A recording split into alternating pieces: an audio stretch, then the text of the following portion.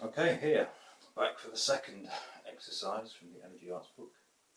I'm Charlie Fox, this is my book. And in the last one we were talking about basically mind focus and breath. And this is another exercise, and this is basically about repetition. This is about repetition and concentration, which is taking the same concept and concentrating on the rhythm, but putting it externally.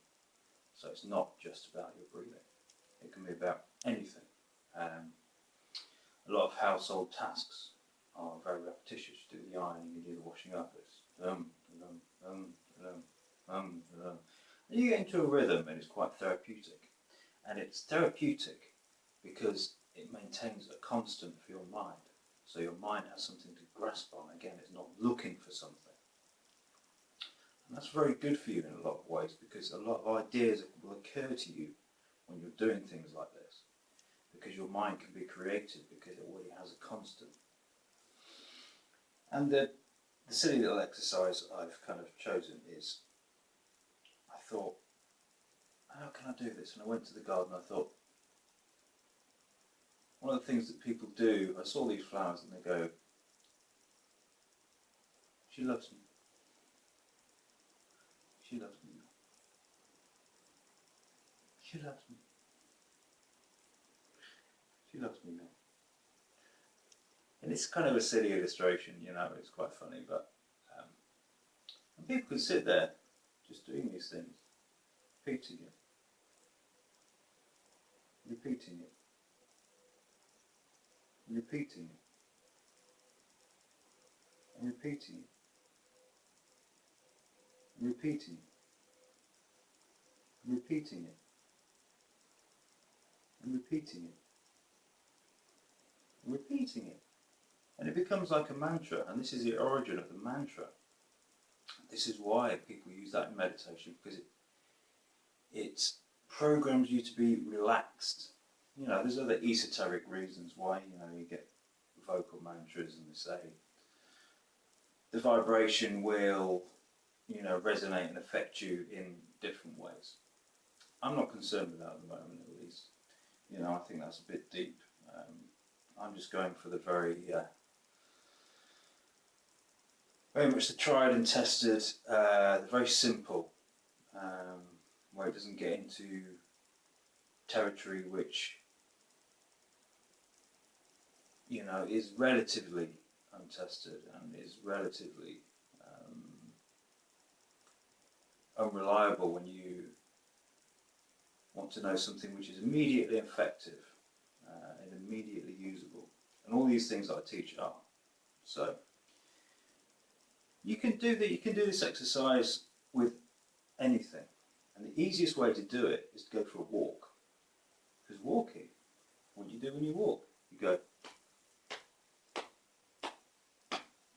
with your feet. It's a rhythm. And the rhythm is comforting. People go for a walk to relax. People go for a walk to have a think. And why can they think better? Is it not easier to sit down and think? No, I don't think so, because you're doing nothing. So you have to occupy two things. You have to occupy your body and your mind.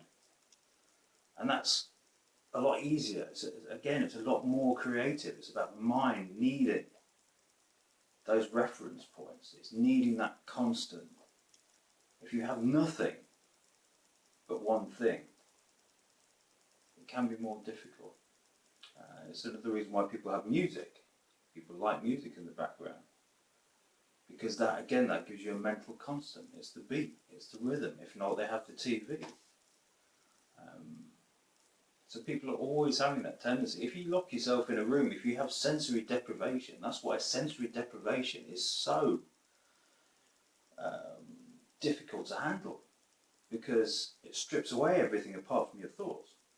Well, that's what it's designed to do. And because of that, the body and the mind cannot reach out and have this constant. It can't have this constant. You have to create it yourself in your mind if you're in sensory deprivation.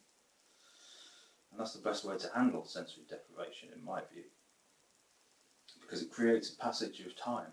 And this is the other thing about repetition, it creates that passage of time for you. And so you're running a lot more linear, instead of just scrambled everywhere, what's going on, where am I, da-da-da, da-da-da, da-da-da, no reference points, can't handle it. So basically this is why repetition is very good for meditation. So the next time you're doing something which might be boring, we may think of as boring, try and get into it. Try and appreciate the repetition and the calming effect that it can have. Thank you. And this is my book, and perhaps I'll even see you soon.